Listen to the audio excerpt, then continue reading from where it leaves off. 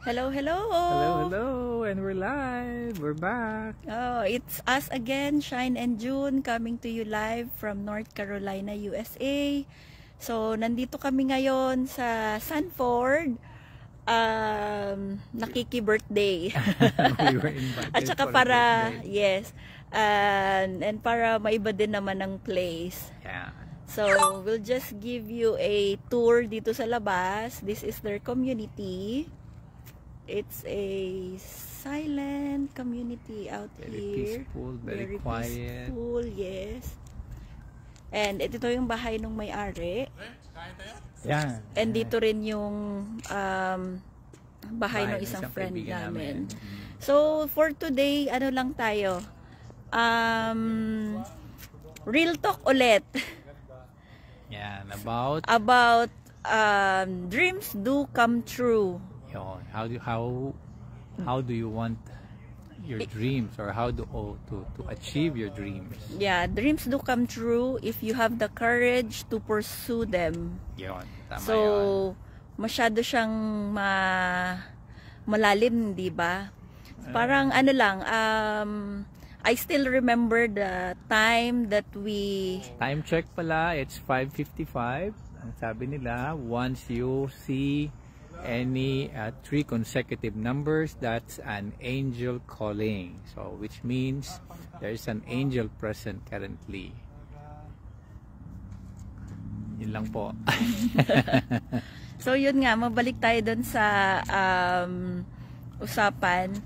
I still remember the time when we set our foot here In Uncle Sam's in Uncle Sam's place, yes. Yeah. Yung may-ari ng bahay na to, At at saka ito, we were once dreaming of having a home here in the US. yun.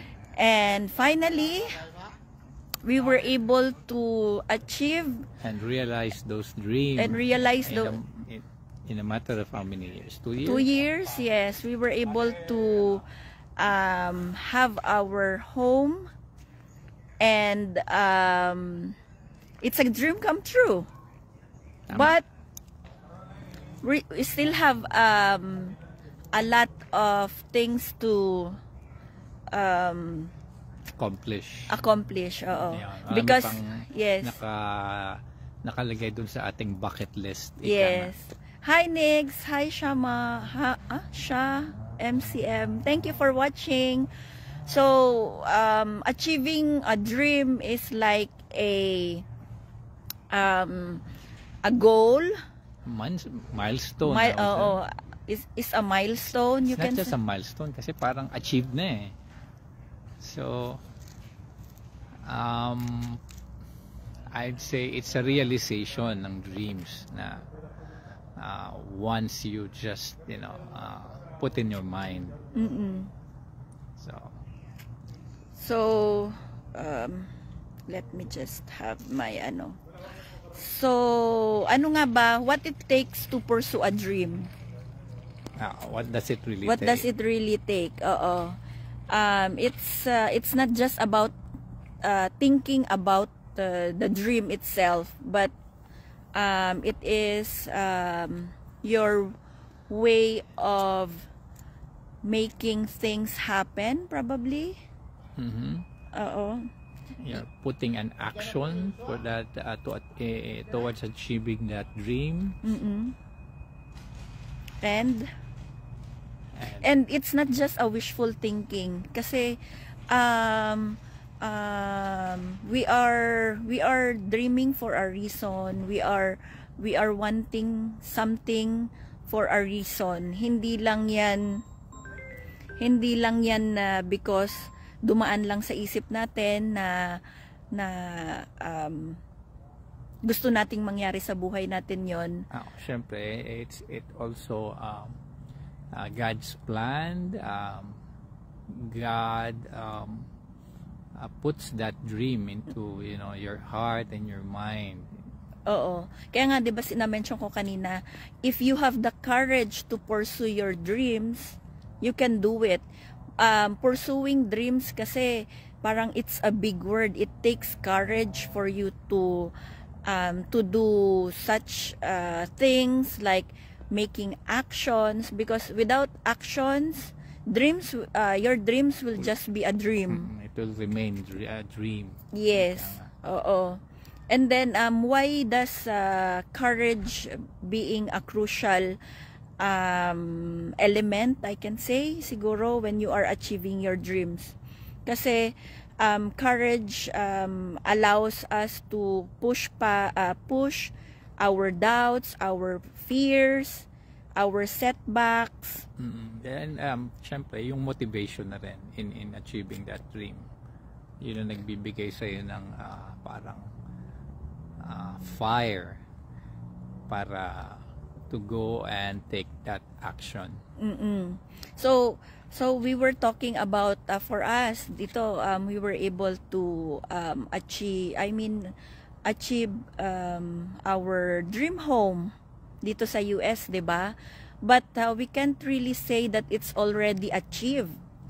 Actually, sa nursing, kasi we have goals when we are taking care of our patients. There are goals that are not met, goals that are partially met, and goals that are met.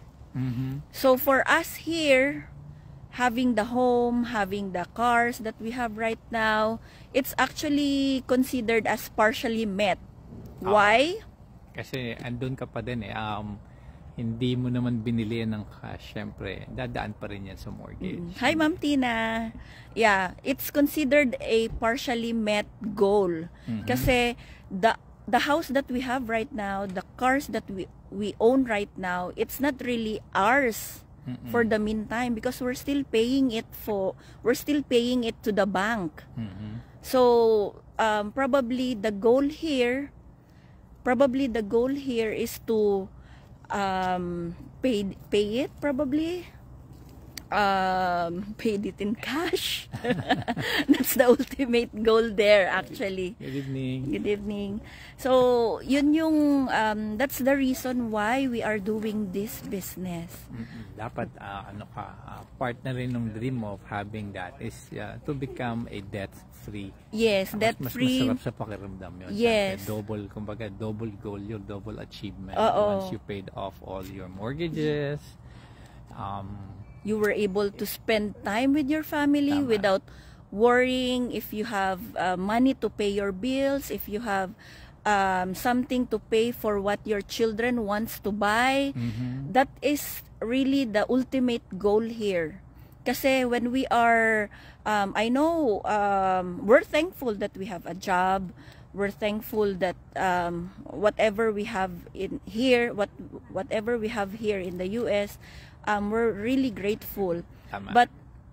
But if you will come to think of it, it's not just about working. It's not just about paying our bills. We have to live a life. Tama. Hindi naman tayo nabuhay para magtrabaho.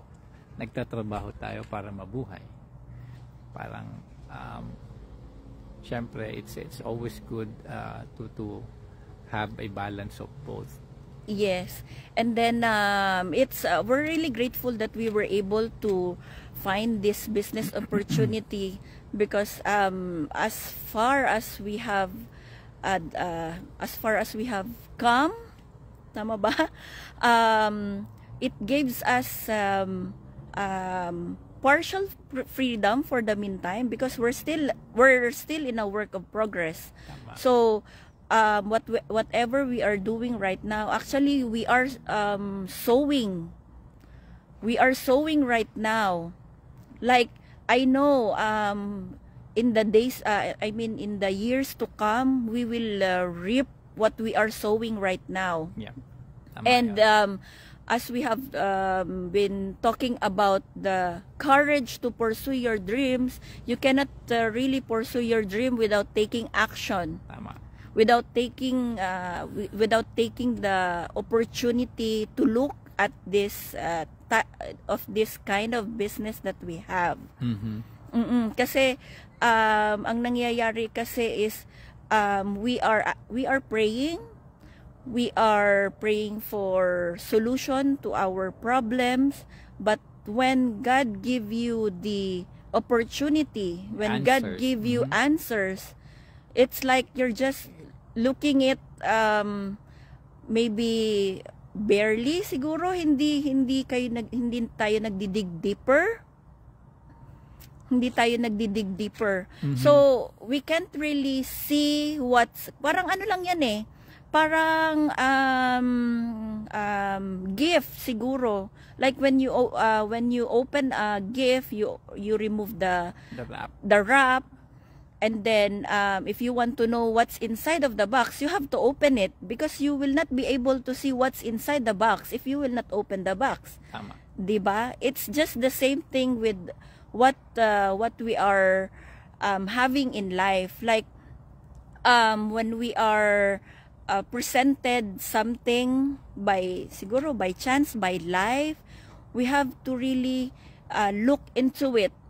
Not just, alam mo yun, yung pahaging na tingin, because you will not be able to see what's really inside of that opportunity, or what's inside of what's being presented to you if you will not look into it. Yeah, you should pay attention. Ika nga.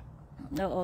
Yun nga, sabi nga ni Ma'am Tina, so true, money is not the goal. It's what money can free us from. Yes, Tama. I agree with you, Ma'am Tina. Yes. So, it's like, yesterday when I have when I was on duty, like I have a patient, I was really struck by what he told me. Like, you know, life is never easy. It's always hard. So, you just have to look for ways in which you can lighten your burden or the things that you are having right now. Kasi life will pass. Tama. Life will pass. Yun yung sinabi niya, because he's already 83 years old. Like, what he told me was, I wish I could have done things that are worth, you know, worth living, something ganun. Siguro meron siyang mga may mga bagay in the past na nangyari sa kanya. Choices, kumbaga. Oo. He didn't take the right choice, so ngayon, yun ang problema, kasi time passes, time flies. Hindi yung maghihintay sa'yo. Yeah. Like, as we have mentioned, always time is a valuable resource. Tama. So, yes. So, if you really want to pursue your dream, take action. That's the first step. That's the single first step that you have to do. Hindi lang sa business, kundi halimbawa, if you are searching for a job, 'di ba? The first thing you are doing is to take an action. What action did you take? 'Di ba? You may antag dito, nag-construct ka ng resume mo, you submit it, 'di ba? So you try to match it with the requirements, ika nga. Oo. So being required. So, it all starting with an action. 'Di ba? Kayo po ba, ano po ba yung mga dreams nyo na gusto nyong i-pursue? Siguro sa karamihan sa atin ngayon, we are living the life for the meantime, 'di ba? We have our home, we have our kids, we are able to travel, but what really is our ultimate goal in life? And how you what action actions are you taking trying to what action in are order to achieve those dreams Oo. and make it a realization, make it come true. Oo. Kasi ano na lang yan eh. It's like this lang. Yung parang ano nga katulad nung na-mention ko kanina, dreams will only be a dream if you will not take action. Yeah. So I think that's all for tonight. Na ano lang kami na I mean, we feel fired up even if it's very cold outside. And you know, it's actually ano bang temperature ngayon? Let me just check the temperature. It's 14 degrees. It's 14 degrees. Celsius yan. Celsius yan. Oo, it's 14 degrees. It's so cold actually, but but what do you call this? But what we are feeling right now, it's really firing up. Alam mo yun, parang nag-aalab yung kagustuhan namin na, alam mo yun, ma-achieve talaga yung aming goal in life. And that will be, syempre, debt-free, mortgage-free, lahat. Para at least, alam mo yun, yung wala ka nang iisipin habang sa pagtanda natin. Kasi, we will not be working for life. Even kahit na sinasabi nila, US is a land of opportunities, you can still work when you are able to, but we don't want that. Oo, syempre. Gusto mo rin naman mag-enjoy kahit pa paano. Gusto naming yes. Fruits of labor. Yes. So, yun lang din. Yun lang po for tonight. Tonight na. It just brings us back 2 years. 2 years back. Back when, you know, reminiscing, and we were all new dito sa US. Yes. Sabay-sabay kaming nag-start kasi magkakabatch kami na dumating. Sabay-sabay kaming nangarap, and eto na, 'di ba? So, I'm very happy for them dito sa friend namin dito and doon. We're very happy that we were, you know, able to, you know, achieve at least put a tick mark on that. A partial goal met. Yes. So, yun lang po. Thank you for watching. And if ever you are interested in checking out what this business opportunity we are offering, please put your comments down below. And just also try to visit our website. It's www.juneandshinearenas.com, and then, or we can send you a link. Yes.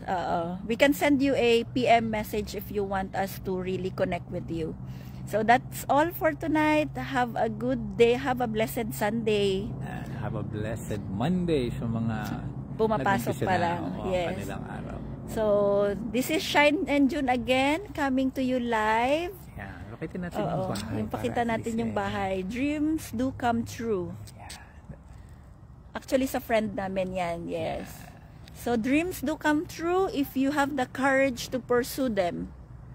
So, yun lang po. Take that action. Good night. Yes, good night.